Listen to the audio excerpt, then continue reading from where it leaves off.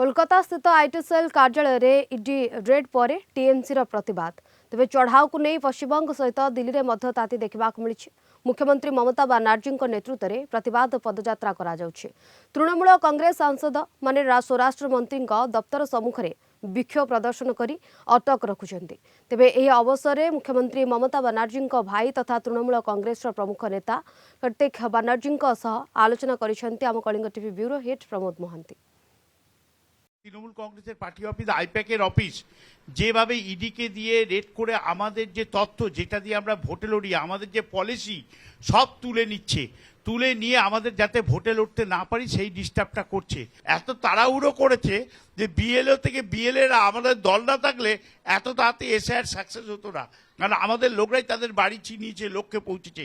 আর তৃণমূলের মাটি তো অনেক বেশি গভীরতা, যে গভীরে ঢুকতে পারে তৃণমূল, সেই জন্য আজকে বাংলায় এসআইআর হয়েছে, না তো হতেই পারতো না। যেভাবে ইডিকে দিয়ে সন্ত্রাস করা হচ্ছে, বাংলার ইলেকশন আসছে, ভোটে জিততে পারবে না বিজেপি জানে, সেই জন্য এরা নোংরামির আশ্রয় নিচ্ছে এবং বাংলার মানুষ এটা ক্ষুব্ধ সবাই মিলে।